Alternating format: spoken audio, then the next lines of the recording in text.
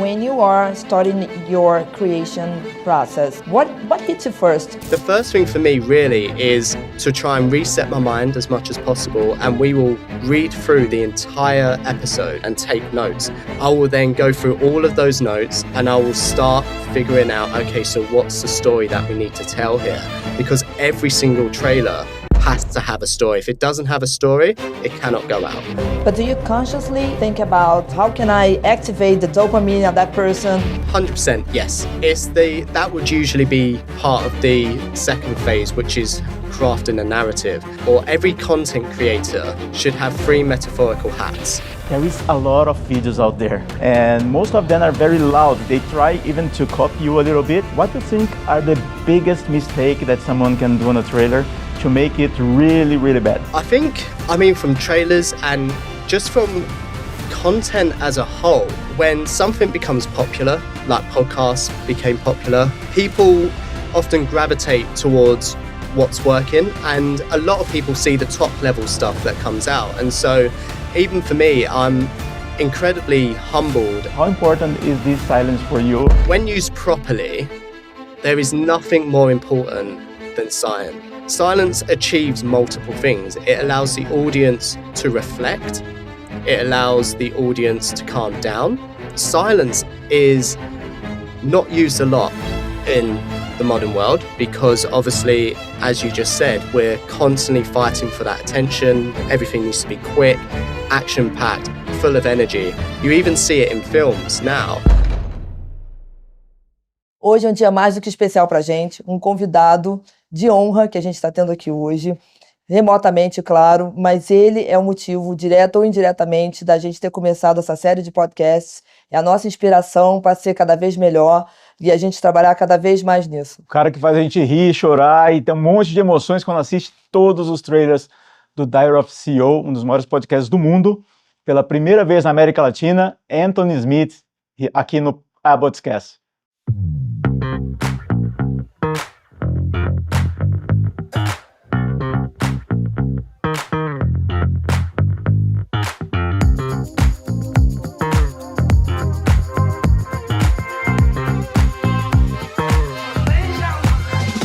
Hi, Anthony. Well, first of all, thank you so much for being here today with us. We've always been a huge fan of you, of the Diary of a CEO, several outlets.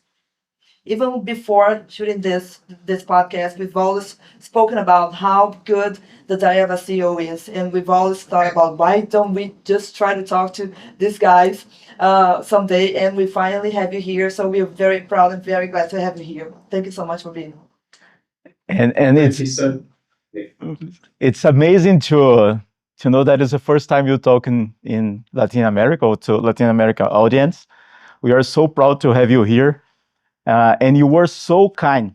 I need to tell you this. You were so kind receiving my message on LinkedIn and accepting this invitation. So thank you for being here, really. Honestly, it means so much that you want to speak to me and find out all this stuff. It's an absolute honor for me as well. So I'm really excited for this. Excellent. So Anthony, we are curious here. So before you become this director of one of the biggest podcasts in the world, who are you? How you come from? Please tell us a little bit of your history. Of course. I think the honest truth is who I was before was I was the product of being the second son in the family. And I mean, they've even proven this now with studies going back many, many decades. And usually the second born is a little bit more wild, a little bit more creative, wants to get in trouble a little bit more rebellious. And so I think that's what's crazy is that sort of followed me my whole life. And then that followed me into my career. I wasn't the standard student. I wasn't considered very academically gifted per se. And so I often found those ways to rebel, but at heart, I always wanted to entertain people, and I always wanted to make people laugh, and I wanted to make people feel those emotions. And I think that comes from being that second child who's always fighting for that attention from their parents, for example. And so it's so weird how it turns out to be one of the key drivers of the skill sets that you learn to what I do now, which is essentially making content, but making content that provokes emotion, that still tries to gain that same attention that I was trying to get as a young child. So before that, that's who I was. And that showed up in various ways. It started with an acting career. So I was part of a drama school. I then got an agency where I would perform, and I would have to do ballet, and I would have to do tap, and I would have to sing as well. And I was performing in shows. And so that cry for that attention was still there, and that wanting to entertain and to try and provoke the emotions was in that part of me as well. And then ultimately that led to a rather strange and sudden bout of stage fright. Essentially, I was part of a production, and it was around the time when I was becoming more of a older teenager, a young adult, and I was probably more aware of my surroundings and what people might think of me. And essentially it ended up coming out in a way of stage fright where I never wanted to perform again. I went out, I performed, and when I finished, I said, I'm never going to be an actor again. And so straight away, that was a career drop that I'd never envisioned in my life. My goal at that point was to become an actor. And so that was a strange time for me as someone who wants to entertain. And I was also quite lucky around the sort of time that I was writing a lot of short stories and I was watching a lot of films, and I fell in love watching the behind the scenes of films like Star Wars and Lord of the Rings. And what I found was like this whole new way of telling stories and creating emotion and having almost entertaining those people and taking them into a world that that may not exist, or a world that's far away from theirs, through the medium of film. And so that then started the journey of me wanting to become a filmmaker. It led to university, me studying film production, and then that led to me starting a video production company with my ex-business partner, because the only way we felt we could get into the industry, which was so cutthroat and it was so hard to get into, and there was a lot of barriers to entry when I was trying to get in at the time as well, the only way we could make it was to make something ourselves. We grew that for, I think, around about 4 years. I then found myself working with an agency that then worked for some of the biggest clients and studios in the world.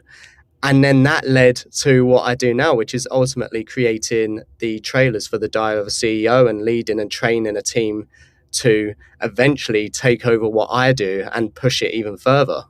And Antony, you have worked with massive brands. You've worked with Disney and Star Wars and Marvel franchise, and also Netflix, James Bond. It was an amazing path of career. What do you think it was your secret to have all these brands and people pay attention to what you're doing?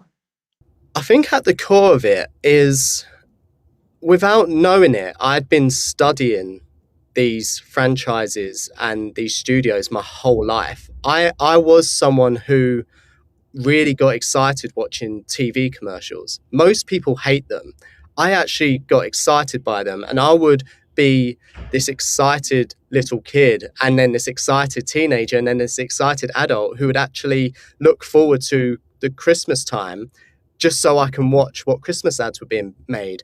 And I loved watching behind the scenes as much as I loved watching the feature films themselves. And so without knowing it, I have been taking everything from these studios that I then went on to create assets for.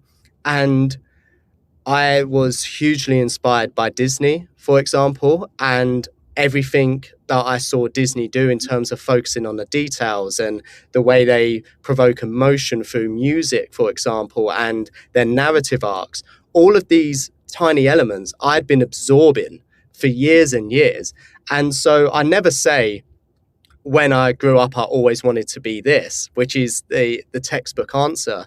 And it's not true, because I've also wanted to be a pirate, a spaceman, a footballer, an actor, a singer. And so there's things I've always wanted to be. But what is true is, whether we know it or not, there's a passion inside of us that we've gravitated towards potentially for our whole life. And when you sort of come to terms with those skills and realize that they are within you and you've actually been absorbing this, and then find a way to express those, that's when you start creating the work that I then done for, say, Disney with this agency. And so when I was working for Disney, the ideas I had and what I wanted to produce was because of sheer love for Disney.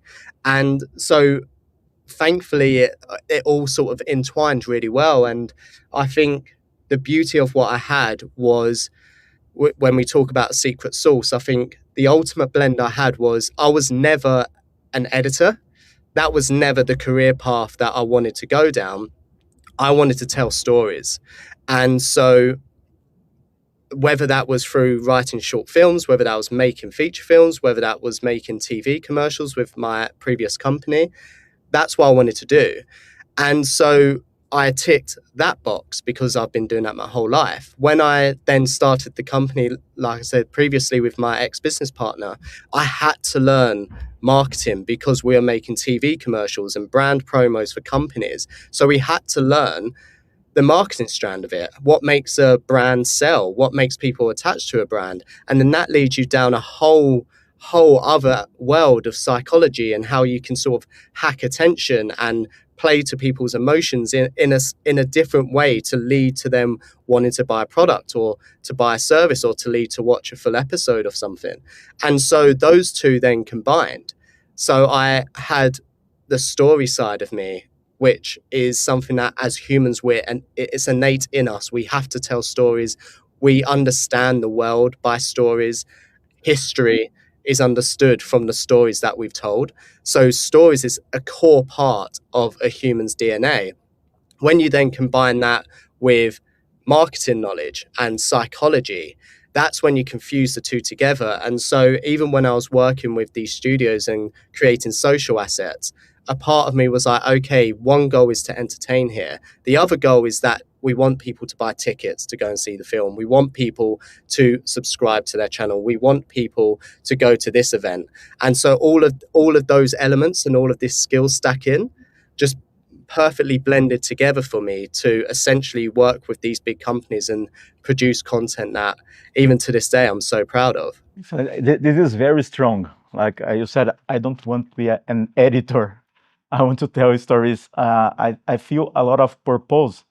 And today, when you're talking basically about AI, when we see like people are not anymore just, I am a lawyer, I'm an engineer. In truth, you need to see what's your purpose and how you make it happen through your profession. So I was amazed by this statement that you want to tell his stories. And this is exactly what we see in your trailers when you're watching the podcast. This is amazing.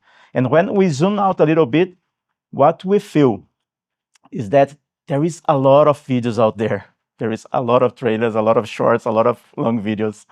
And most of them are very loud. They try even to copy you a little bit, but they try to do this. It's very loud, but you forget it in the same minute. What is different from you? Your trailers, what happens is that it sticks in the mind. So let's start for the other side. What do you think are the biggest mistake that someone can do on a trailer to make it really, really bad? I mean, from trailers and just from content as a whole, I think the best way to explain it is the iceberg analogy.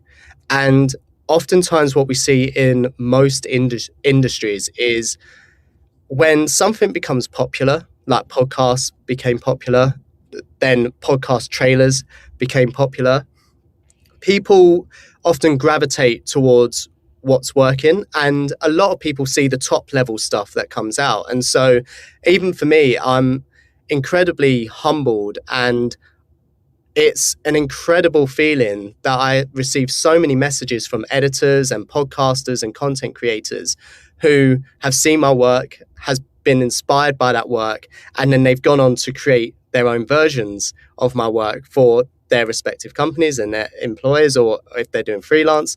And so that it's incredible for me to see that. And it's something that I never in a million years thought I would ever be in a position to do. Like I said, all I wanted to do was tell stories. I never saw myself as someone who would be known for, I guess, pioneering a part of a growing industry to where now DOAC is known for being the podcast that started podcast trailers. And that was never really a goal. The goal was to try something different, was to try and bring a skill set and knowledge from other areas of the industry for all these different team members and create something that feels fresh and unique and push the boundaries of what we know, what we traditionally know. And so it's amazing that we've now created that space for editors and content creators to come and show me their work. But from that, you do see the prevailing narrative of where people do go wrong. And ultimately, like I said, it comes down to this iceberg analogy. And so many people are focused on the top 3 or 4 layers that you see in a trailer, and they forget about the massive rest of the iceberg that's underneath the sea that you don't get to see on the top level. And so people talk about the hook and people talk about the cliffhanger and they talk about the energy, but a lot of people are forgetting about elements of the story, which is the most important thing.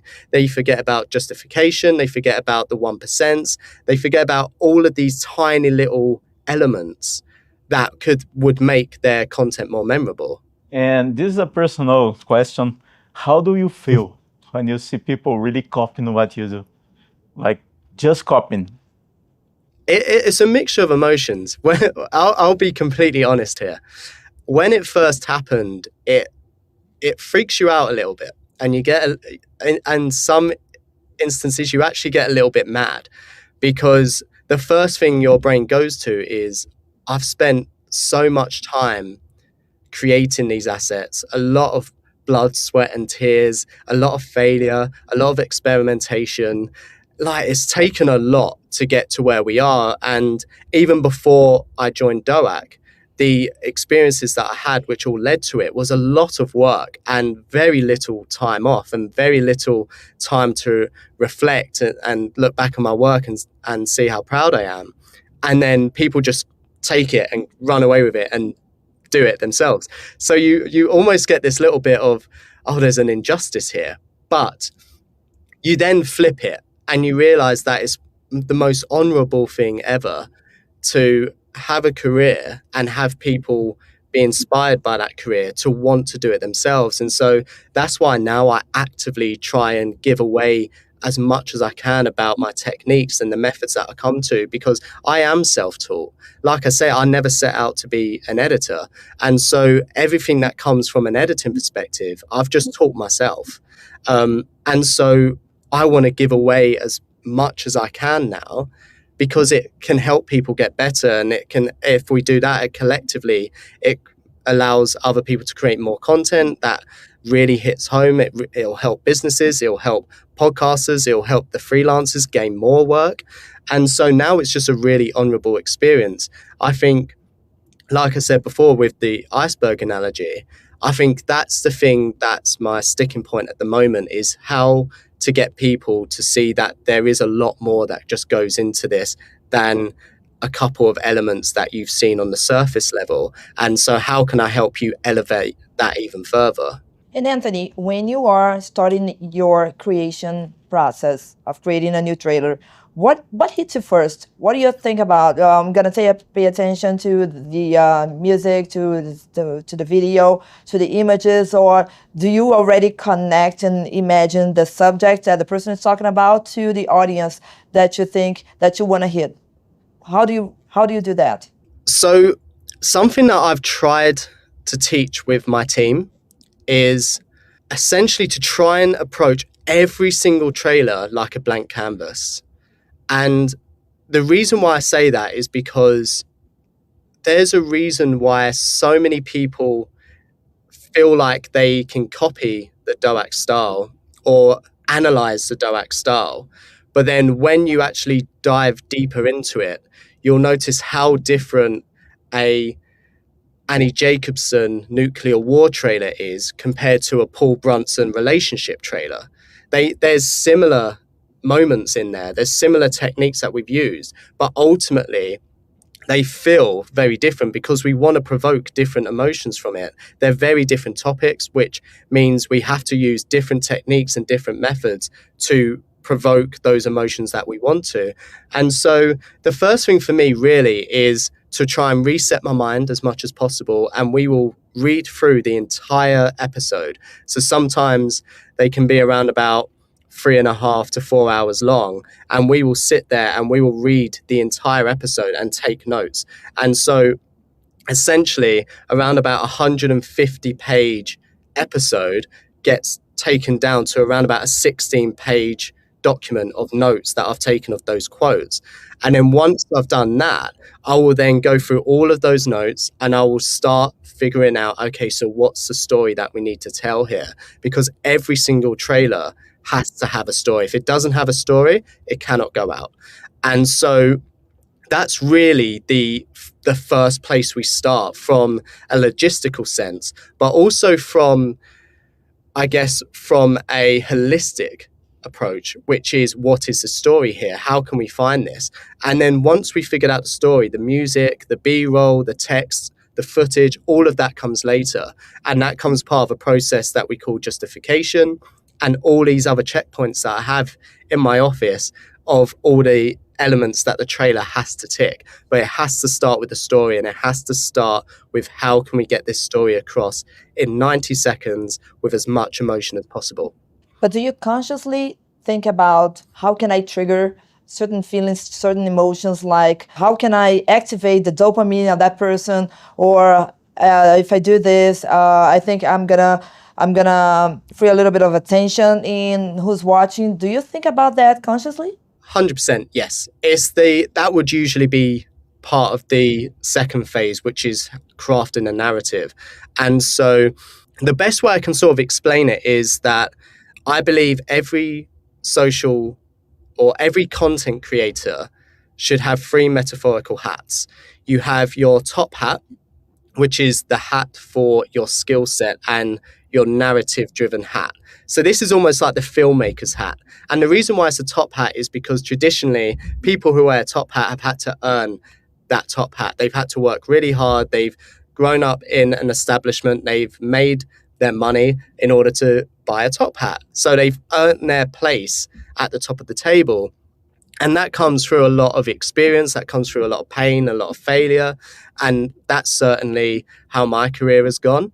And once you have that top hat, that is the hat that tells you that you know how to tell a story, and you know how to provoke emotions, and you know that this is the same techniques and the methods that I'm using that has been used in film and TV shows for decades and decades. But now you need a second hat, which is the baseball cap. And the baseball cap is your marketing hat. And so this is where it comes into, how do we grab attention? How do we provoke certain emotions that we know will lead to an action that we want to achieve? What are the little mind hacks that we can use? How can we retain attention? How can we increase our AVD? So the marketing hat is really pulling on those sort of psychological aspects that we know, okay, people react to anger in this way for this particular topic. We need to bring that in. This is when we should introduce comedy. This is when we should introduce certain music. This is when we should slow it down. And then traditionally, those two hats didn't really used to get along, because what the marketing hat wants usually goes against the grain of what the top hat wants. The top hat wants to tell a story. It wants to go beginning, middle, and end and complete it. But the marketing hat is like, we can't have an ending, because if we have an ending, no one's going to want to watch the podcast. So essentially, the marketing hat is like, no. you've got to get rid of that ending, but you've got to tease it in a way to make people interested in that. And so the top hat then needs to come back on, and they need to think of a way the story can lead to an ending that's compelling, but then always wants to leave and wanting more. So those two hats need to coexist together, but you can't put both hats on because you'd look a bit silly. So you have to be able to take one hat off and put the other one on to focus in those areas. And now you have your third hat, which is our newest hat, and that is a data-led hat. And so the data-led hat is the hard hat. The reason why it's a hard hat is because I personally believe that no one really wants to wear a hard hat. They're not the coolest looking thing in the world. They have to be worn in the construction sites. No one really likes it, but it's fundamental to your safety. And so data is fundamental to the safety of the trailers that we make and the content that you make, because it's the data that informs us whether what we're doing is working or not working. And so the marketing hat may come in and be like, we want to tease the end of a cliffhanger. The story hat is like, okay, I'll try and find a way to do that. But then the data hat will come in and be like, but by the way, it needs to be about this topic because we know statistically more people are interested in this topic than that topic. And so that's when you then have to take the hard hat off and then put the top hat back on and be like, okay, so how can I relate these two topics together in a trailer? And so these three hats need to keep coming off and on at any one time so you can keep working on creating a succinct 90-second piece. And so when we go into the idea of attention hacking and how can we keep people watching for longer, how can we provoke certain emotions, that comes at that story stage where we're constantly flipping the three hats on and off with each other, and hopefully being able to give each hat its chance to shine in the trailer. Excellent.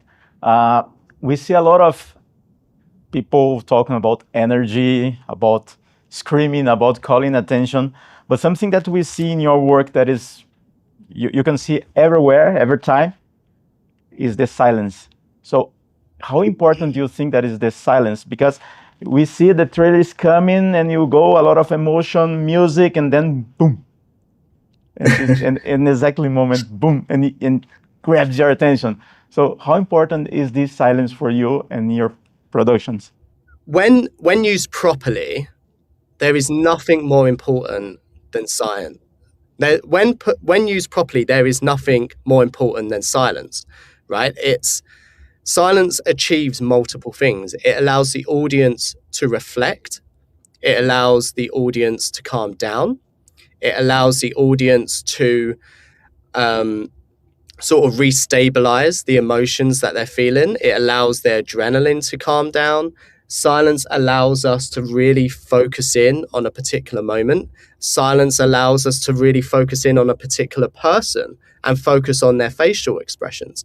And so silence is not used a lot in the modern world because obviously, as you just said, we're constantly fighting for that attention. Everything needs to be quick, action-packed, full of energy. You even see it in films now. Literally, if you put on Netflix, they almost try and cram in the most exciting moment within those first 5 minutes because they know they have to grab you and keep you there. And so when it comes to using silence, you have to be incredibly smart with it. And so the example that I give is the Jurgen Klopp trailer that we put out last year, where Jurgen Klopp had left Liverpool. They had won the league. He's considered a hero at that club. He's transformed the way the Premier League and teams play in the Premier League. He really, really made his mark in that league. And now he's left and Liverpool brought in Arne Slot. They're not doing as great this season. And so Steve asks Jurgen the question, would you ever return to Liverpool? And for me, that was the perfect moment to slow everything down. Now, it wasn't silent purposely, but it was as close to silence as we could get. The reason why I class them as the same is because they both achieve very, very similar things. And so by really pausing on the moment when Steve asks Jurgen and he's thinking about it, it allowed me to have this very subtle chant from the Liverpool fans of You Never Walk Alone, which is their most iconic song. And in the background, you sort of had really fragmented previous footage of him winning the league, jumping in the air, celebrating. And so the reason why I used that slow pace in that moment was because I wanted every single Liverpool fan to think back on how amazing those days were when they had Jurgen Klopp. And then I also wanted every other football fan to think back and think how amazing Liverpool had it when they had Jurgen Klopp. And if they're a team that's struggling in the league, like my team are, the hope would be I wish we could have that moment. So it's creating that nostalgia. And so it allows the audience to calm down and think about the most amazing times. It's giving them a rest. And so that's when silence and when stillness and when these slow elements of a trailer really, really work. It goes against the grain of what traditionally you would be told to do, which is to keep the energy up, up, up, and up.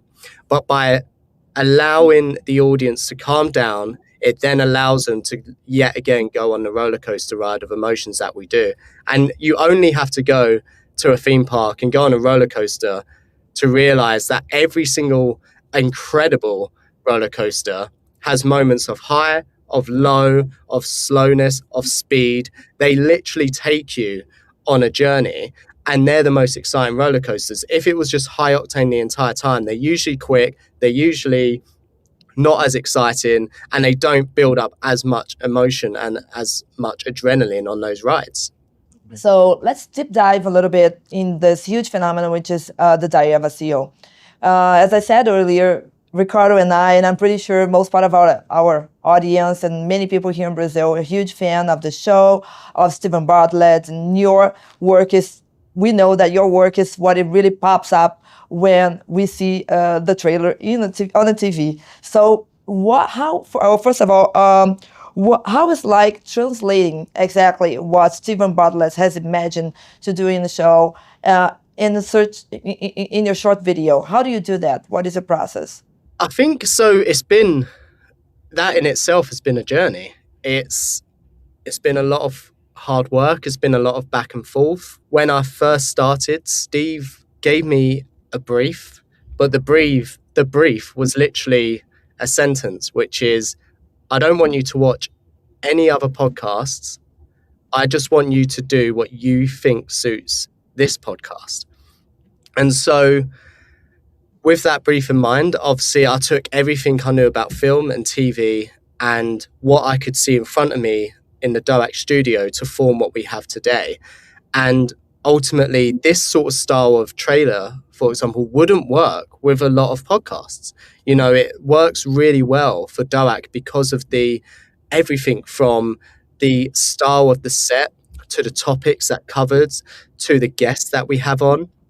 And so for me, trying to get into Steve's head, it was a fascinating process of a lot of failures, a lot of triumphs, a lot of back and forth, disagreements, a lot of feedback. And so, but one thing I would say is he gave me that creative freedom and he allowed me to express how I think it should go, the route that it should go. And he allowed me to increase my quality by 1%. He didn't restrain me. He didn't bottleneck me. He was like, this is yours, own it. And he gave me that purpose in a sense that when a trailer would then get released and people would say, if they loved it, he would then tag me and say, this is the guy who made it. And by doing that, it meant people would then come to me more, which then also adds a bit more of this internal pressure, because you are now like not only responsible for it in the company, you're now responsible for it to the audience. You know, if it went bad, they're going to go to me. And so getting into Steve's mind meant just a lot of just trying new things. And luckily, when the data then started coming through and we really honed in on the data, that's something that me and Steve aligned on really well, which is like the data dictates what should go in. And that's where this hard hat comes in. And that's why that's our newest hat. The data should inform everyone at this company the direction we should go. And then when I take that hard hat off and put on the top hat or the marketing hat, it's how can I now then make a story that drives emotion but leads to an action based on that data? Because when we have the data, everything else is subjective, right? Me and Steve can disagree on moments. We can say what we think works best here, what best works there. But ultimately, when the data says this works and this is what people are after, that's how we know to shape the trailers that we create and how we shape the narrative in the way that we do. And there was any trailer that you look at it and say, it will not work. And then you publish and it went really well, or the opposite. Any trailer that you said, okay, this will be awesome, and then you publish and it fails? I'll try and do both. The one that I thought didn't work, there was one that I didn't think was actually probably about maybe the third or fourth trailer that I ever made. And it was for Michael Jordan's old basketball coach. And this was one where I really honed in on this documentary-esque feel. This was where I really wanted to be like, okay, I really want to push more of the boundaries here with B-roll and with music. And so I honed in really so much on that. And so I guess it wasn't so much that I didn't think it would work, is I was very nervous that it wouldn't work. I thought people was going to be like, no, this ain't a documentary, this is a podcast, stay in your lane. And the beauty of it is when people saw it, yes, we did get a few comments of people saying, why are you making a documentary style trailer for a podcast? It's just two people sat in a room having a conversation. Why are you putting this much effort into it to try and make it as epic? But then we received so much more positive feedback of, this is so exciting to watch. This feels like a Netflix documentary. This feels like a film. When is the film coming out? I want it to be a film. I can't wait to watch this. This is so exciting. And that's when it really clicked for me that people wanted to see something different. They wanted to see something that they're used to and something that feels that they can relate to, which is documentaries. People love true crime documentaries, for example. There's a reason why they're arguably some of the most watched things on Netflix and on streaming sites. And so that was a great example of one that we was nervous about, but was so happy that it worked well, because that was probably arguably the biggest turning point towards the styles that we do now. And so that's an example I use for one that I didn't think would work. It's always quite difficult because deep down, if I felt it wouldn't work, I would be working all hours to make sure I got it to the place where I thought it could have a chance. We've never released a trailer that we're not proud of or that we would be embarrassed by.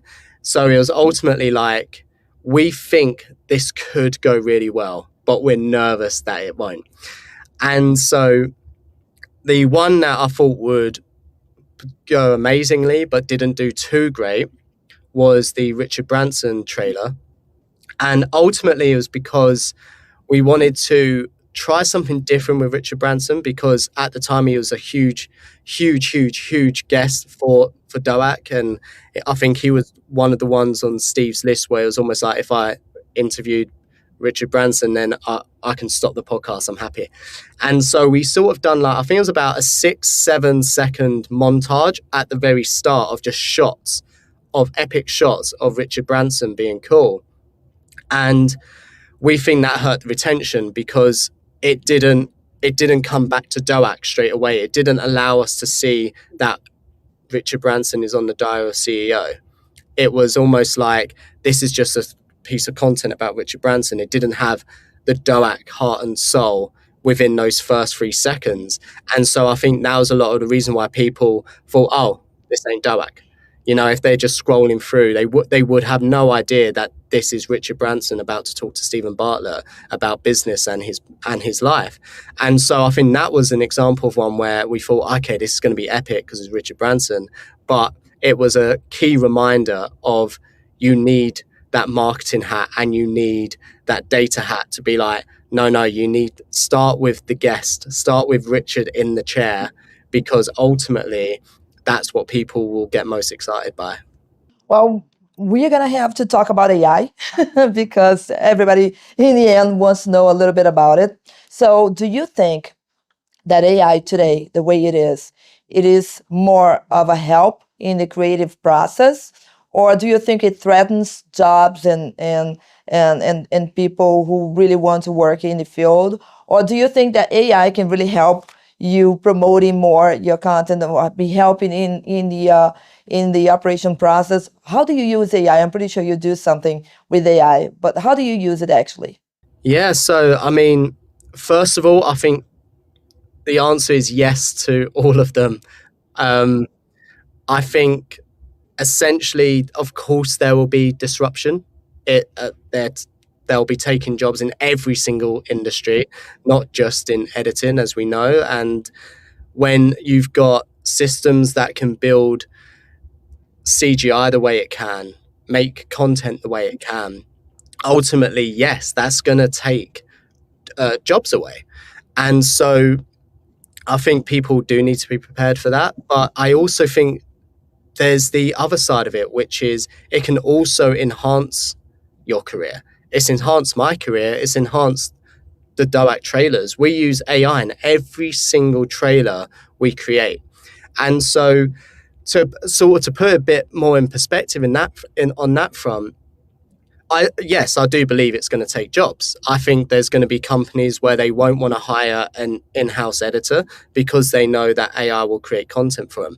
Whether that content is amazing, I think sometimes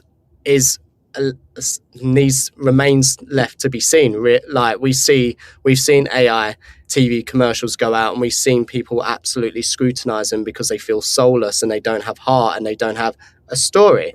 And so what I would say is that we use AI every single day. Every single department in this company uses AI. Our team uses AI, and yet we've still grown as a team. So AI has not come in and replaced our B-roll. We've got a B-roll animator. He leans into AI to essentially create animations and cutaways in our trailers. He essentially uses AI to create cutaways and animations that go into our trailer in a way that we would never, ever be able to do, because traditionally it'd be way too expensive and it would take too much time. We roughly have to turn around a trailer every 2 to 2.5 days. And so when you think about how much effort and time goes into the story structure, then creating a narrative, and then doing the music and the text and the ratios, and then the cutaways and the B-roll, imagine how much time that would then take if we have to literally create CGI ourselves. We don't have the infrastructure for that. We don't have the money for that. There's a reason why it's companies like Pixar who are making these incredible CGI narrative films, because they have the budgets and the infrastructure to do it. And so what AI has given us is the ability to almost produce Hollywood-style content on our budget.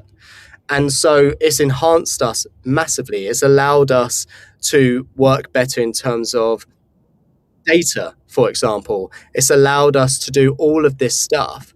And so the way I see it now is you need to treat AI like a best friend at this moment in time.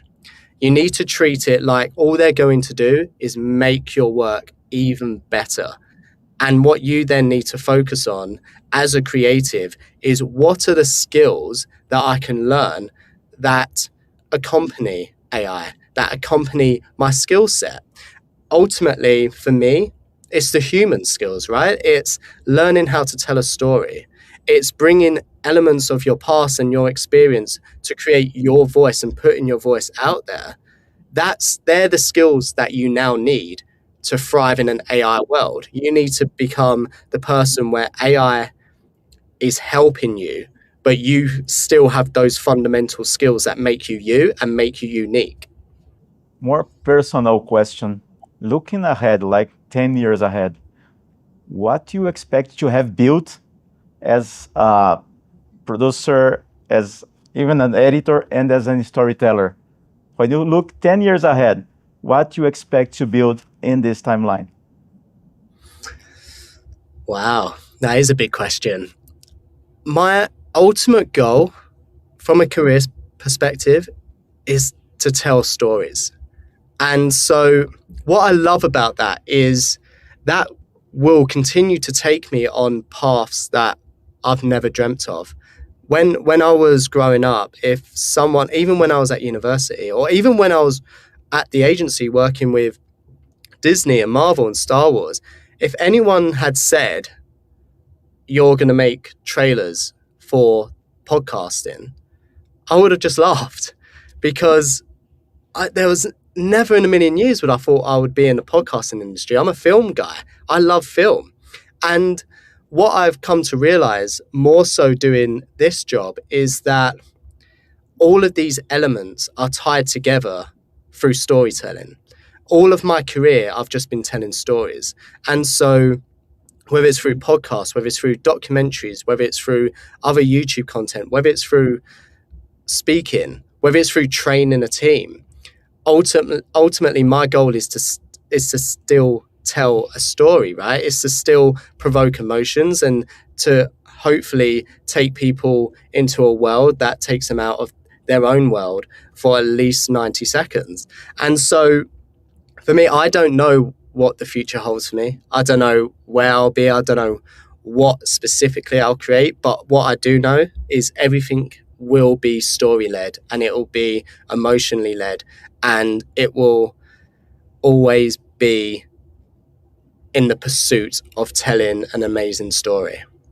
Oh, and Anthony, I'm so sorry, but our podcast, we're running out of time here because we have a strict time set because our content is going to television. So we have to be very careful about it. But I hope we're gonna have the part 2 of the chat with you, because it was true. That's impossible to have this podcast with him in 1 hour, 45 minutes, or even 1 hour and a half. We're gonna need some more time. And I expect the part 2 to be here in person. Yes. Here in Brazil.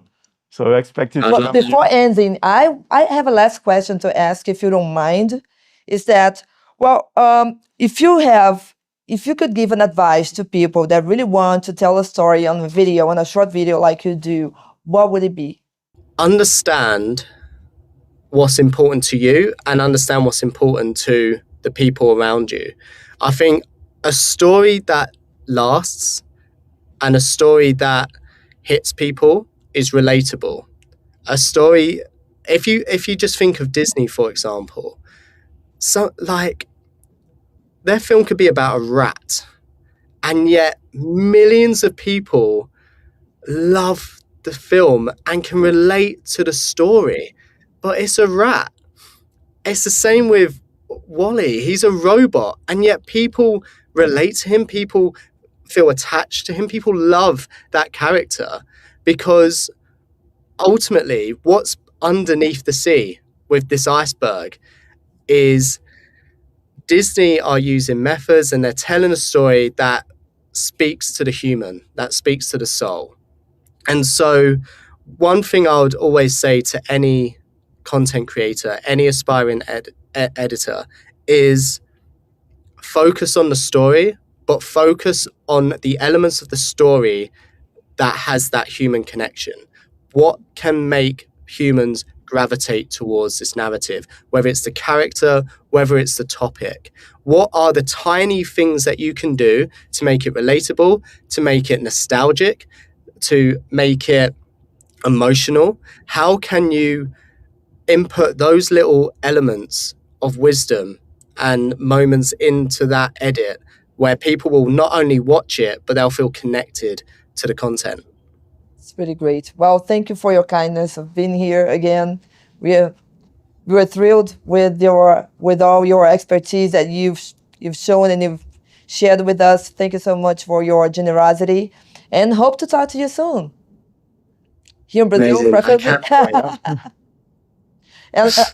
and I know you don't have a champagne glass with that, but we're gonna toast it for you. I'm so sorry. Thank you so much, Antony. Thank you, It was great Antony. talking to you. Yes, yay, cheers. It's a pleasure for us here, and we wait for you here, or in São Paulo, or in Rio de Janeiro. We never know. Maybe both. We never know. But we'll have you here in our event. Thank you, man. Very kind. Thank Thank you so much. Looking forward to it. Have a great day. Great day. Bye. Bye.